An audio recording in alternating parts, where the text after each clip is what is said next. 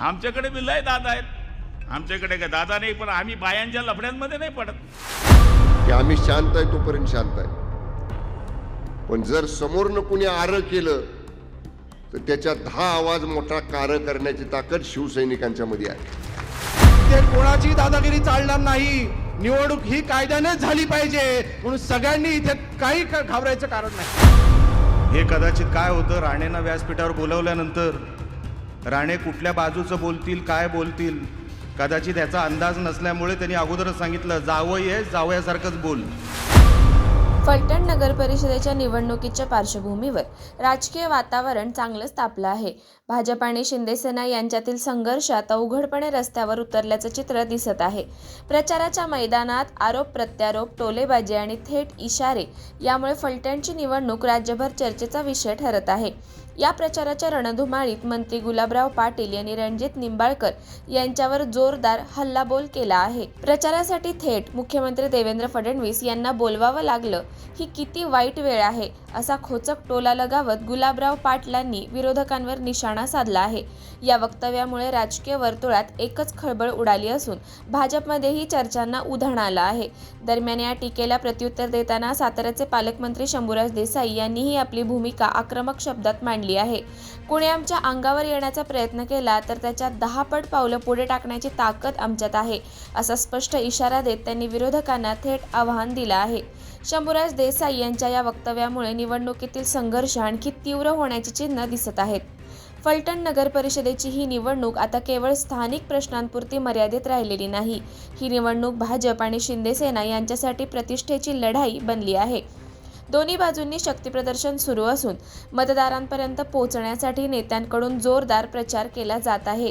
या पार्श्वभूमीवर मुख्यमंत्री देवेंद्र फडणवीस यांच्या प्रचार सभेचीही मोठी चर्चा सुरू आहे. राज्याच्या मुख्यमंत्र्यांनाच प्रचारासाठी मैदानात उतरावं लागत असल्याचा मुद्दा उपस्थित करत गुलाबराव पाटील यांनी विरोधकांची कोंडी करण्याचा प्रयत्न केल्याचे बोललं जात आहे. फलटणमधील ही राजकीय लढाई येत्या काही दिवसात आणखी धारदार होणार असल्याचं स्पष्ट आहे. आरोप प्रत्यारोप, टोलेबाजी आणि शक्तीप्रदर्शन यामुळे ही निवडणूक राज्याच्या राजकारणावरही परिणाम करणारी ठरण्याची शक्यता आहे. फलटणमधील या राजकीय घडामोडींवर सर्वांचं लक्ष लागून राहिलं असून निकाल कोणाच्या बाजूने लागतो हे पाहणं औत्सुक्याचं ठरणार आहे. 40 केस केलेले लोक आहे आम्ही. पोलीस तर साला आमच्या 5वीला पुजला आयुष्यभर. गणपती आला पोलीस, दुर्गादेवी आली पोलीस. छत्रपती शिवाजी महाराजांची जयंती आली पोलीस, संभाजी महाराजांची जयंती आली पोलीस. आमच्याकडे ना एक बोकड्याची मानता होती. बोकड्या समजतो ना, तुमच्याकडे काय म्हणता? बोकड्याच ना, ठीक आहे, आपलं तुमचं सेम. त्या बोकड्याची मानता होती राजे. बोकड्याला टाकलं रिक्षात, 9 खाटकी बसले. तर बोकड्या बसला, खाटकी बी बसले. रिक्षा चालली, समोरून ट्रक आली. ट्रकची रिक्षाची ठोच झाली. 9चे 9 मेले बोकड्या वाचला. 9चे 9 मेले बोकड्या वाचला. मी तुम्हाला हात जोडून सांगतो, 100 दिवस हिजड्यासारखं जगण्यापेक्षा 10 दिवस वाघासारखं जगून मरा, हेच माणसाचं जगणं आहे. त्यामुळे राजेंचा स्वभाव शांत असल्यामुळे काही लोक फायदा घेतात. पण थोडं राजे, आमच्याकडे बी लय दादा आहेत. आमच्याकडे काय दादा नाही, पण आम्ही बायांच्या लफड्यांमध्ये नाही पडत.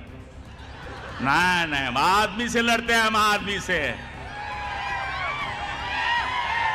बाया मेल्यांच्या गुन्ह्यामध्ये गुलाबराव पाटलाचं नाव नाहीये. कुणी मुलीनं आत्महत्या केली, कुणी सुनेनं आत्महत्या केली, त्याच्यामध्ये आमचं नाव नाहीये.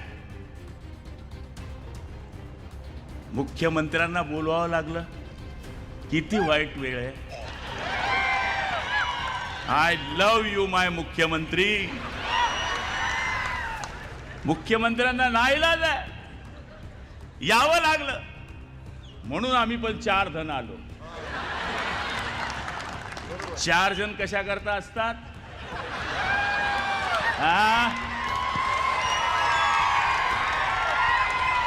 आम्ही 4 है अनिकेत जी, हम 4 है.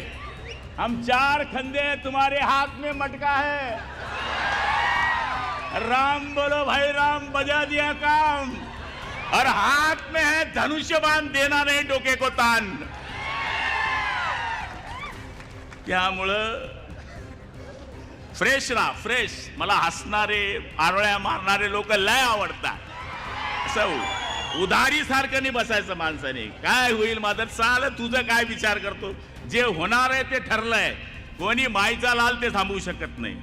त्यामुळे फ्रेश राहा। आम्ही तो सुक्कानवाले, तुम्ही तो पुरे बागायतीवाले, तरी फ्रेश राहत नाही।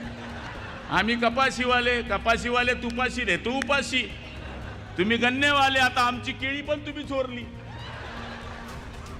सांगायचा अर्थ असा आहे, जगायचं एकदम फ्रेश। मी तर आता मंत्री, पण रात्री मुख्यमंत्री म्हणून झोपतो।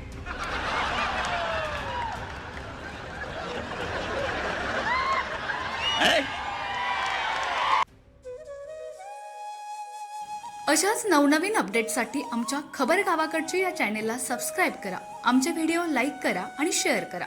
धन्यवाद।